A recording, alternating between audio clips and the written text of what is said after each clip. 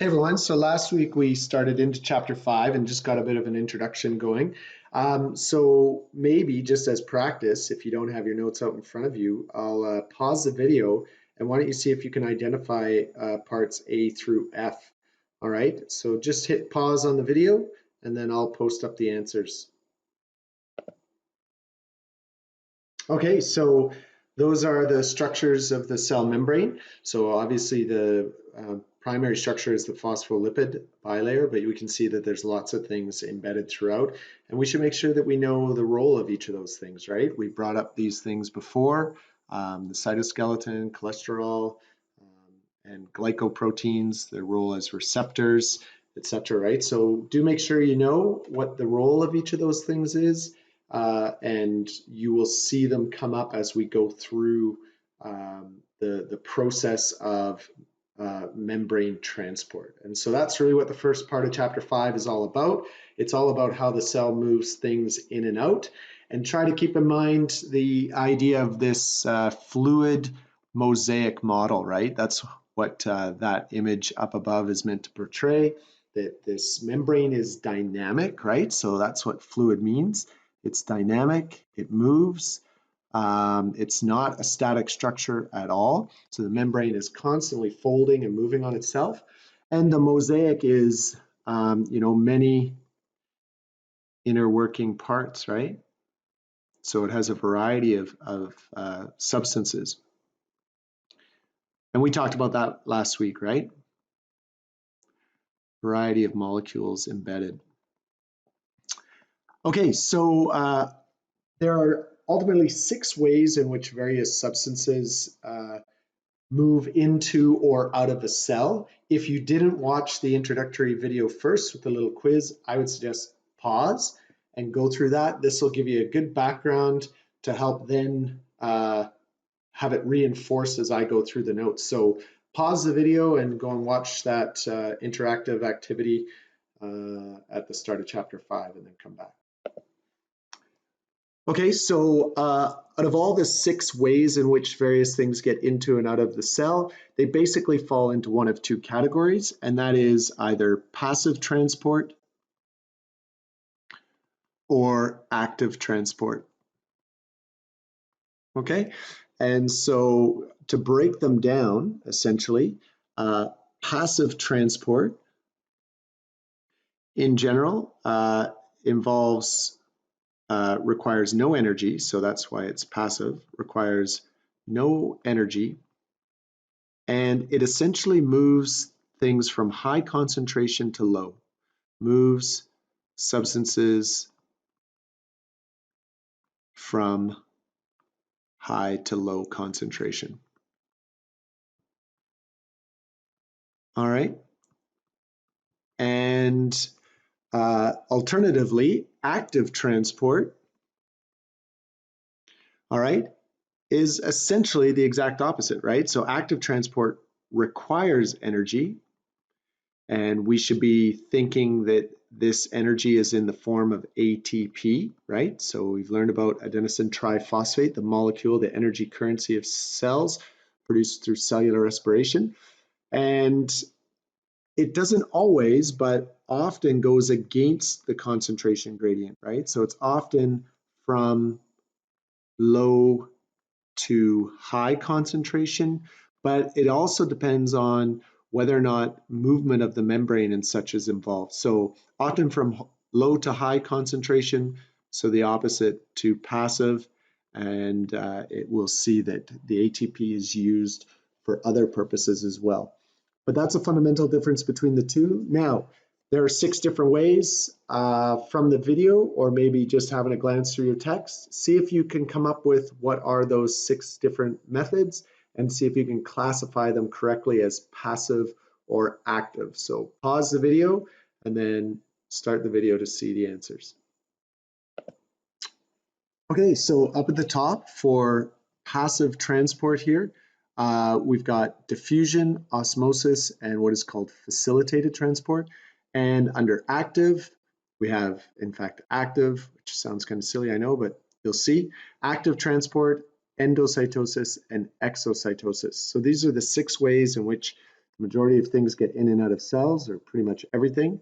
And so we're going to go through each of these in detail, looking at the specifics about each, defining what it is, understanding what molecules move in this method, and why that's important. All right. Okay, beginning with diffusion. So diffusion is, simply put, the movement of molecules from high to low concentration. Often the word used in texts from high to low concentration, we say is with the gradient. With the gradient, so the concentration gradient. You know, think of things going down a slide, right? Going down a slide doesn't require any energy, but going up the slide. So we say going down the gradient, the concentration gradient. So we can see in this first picture is an example of diffusion. So we've got lots of molecules on the outside here. So we say the concentration on the outside is high. And on the inside, we can see there's much fewer. So there's a low concentration. So the net movement is the movement of things from the outside in.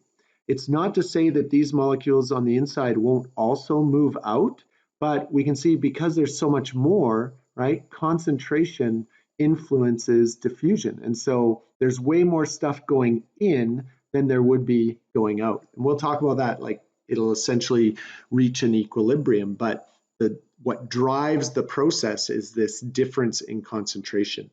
So that's simple diffusion, and it basically applies to all. I should emphasize, right? No energy, right? So I should have put that in here. No energy required. No energy.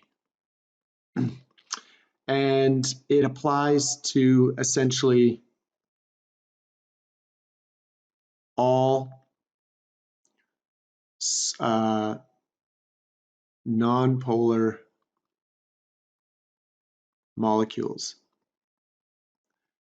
I should have given myself a little bit more space, but some examples, if you can squeeze that in there, would include things like carbon dioxide, oxygen, but even larger. So it's not just small, although typically small molecules, right? They can fit through the spaces of the membrane, but it also includes larger molecules that are nonpolar, like your fat-soluble vitamins, for example. Fat-soluble vitamins, which include things like vitamin A, vitamin D, vitamin E, vitamin K. These are all sort of fat soluble. And now think about that. Remember this non-polar region, right? And fat soluble means they're soluble in fat because these vitamins are non-polar. Non-polar likes non-polar. So they would move through this non-polar region really well. All right, so that's diffusion. You need to be able to explain what it is, that it requires no energy, and you need to be able to give examples of things that move that way. Okay, osmosis. I'm going to pause the video, get you to think about it from the video that you watched previously, and maybe have a look it up in your textbook and see if you can create a definition on your own. All right, water is pretty straightforward. Osmosis is pretty straightforward. Sorry, it is just simply the diffusion of water from high to low. There is no other substance that is defined as osmosis except the movement of water. And we'll see why water has a special definition and term to itself, as it's critical for maintaining balance within the body. And it's one of those homeostatic conditions that we'll talk about. You know, we've talked about body temperature as a homeostatic condition, blood sugar, blood pressure, and osmoregulation is another one. And that's the regulation of the movement of water into and out of cells and into and out of our blood. Super important in maintaining homeostasis. So osmosis is, simply put, the diffusion of water. And again, same as diffusion, high to low concentration, no ATP required. All right. Now, what's important is recognizing that water is polar. All right. And so although it can move in between the spaces of the membrane, it doesn't do so very well. It's a small molecule and it will go on its own across the membrane. But remember, this hydrophobic region doesn't like it so much. So water often moves through the membrane all on its own, through the membrane via an integral protein. These are called aquaporins, and different parts of our body are loaded with them to help facilitate it. So it's a facilitated diffusion through a non-specific transporter, and that is primarily how osmosis occurs. Okay, last one, the facilitated transport. And this is, well, here, sorry, I should have realized I showed that diagram down here. So here's our aquaporin moving water through. And here in this example, we have facilitated transport. So I'll pause the video and then see if you can write down the correct definition. So facilitated transport is just that. It uses specific integral proteins to essentially facilitate the movement of molecules from one side of the membrane to the other.